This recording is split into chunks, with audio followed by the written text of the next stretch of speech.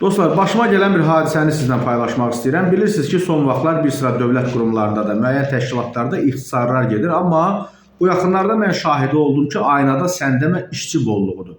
Bakı kəndlərinin birində avtomobilimi vermişəm avtoyuma məntəqəsinə. Bir də gördüm ki, belə bir haray həşir qopdu.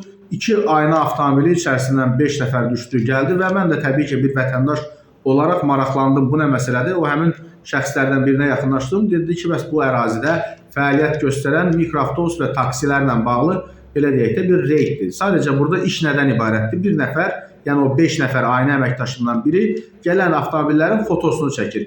Qalanları da belə də, yəni kənarda dümələnirlər, nətər deyirlər. Mənə nə maraqlıdır və ən əsas məsələni də deyəcəm. İlin günün bu vaxtında dövlət büdcəsində qənaətlər edildiyi bir zamanda 2 avtomobil, 5 nəfər adam. Yəni bir dənə şəkil çəkmək üçün gəlməyə dəyərmi? Orada boş-boş belə deyək də mənasız müfəttiş ştatları yaradıb kimi anladırsınız.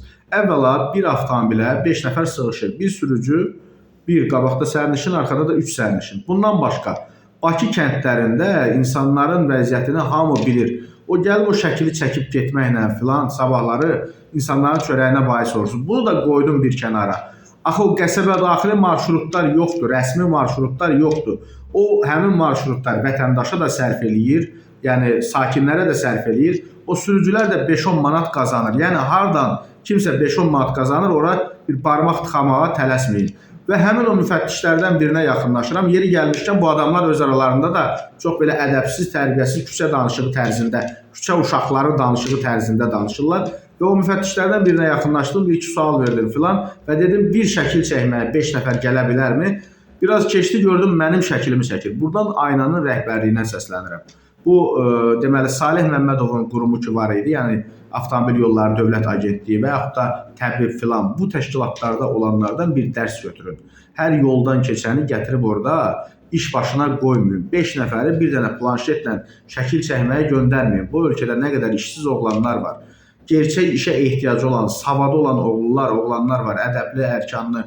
Bu adamlar qadın demir, kişi demir, ağızlarına nə gəldi o dayanacaqda, o şəkil çəkdikləri yerdə danışır. İndi birinin də yoldaşı mı, bacısı mı, xalası qızı mı yanında ola, yenəysə belə bir, onun da yanında belə danışa, bağırsağın cıra tökə yerə. Sabah deyəcəksiniz ki, vətəndaş belə elədi, cəmiyyət niyə pozulub filan. Yəni bir daha deyirəm, küçə uşağı düşüncəsində olan adamları yollara buraxmayın. Bir də həmin o aynaya səslənirəm. Mənim çəkilən şəklim ki var idi. Yenə də deyirəm, mən onun davasını eləmirəm, amma sizə daha maraqlı şəkillər çəkməyə şərait yarada bilərəm. Məncə o şəkildə kimə göstərəcəksə, məncə onun da xoşuna gələcək. Hər halda müraciət edin, mən sizə müsbət cavab verərəm. Başa düşdüyünüz söhbət nə demək istədiyimi çox yaxşı anladım.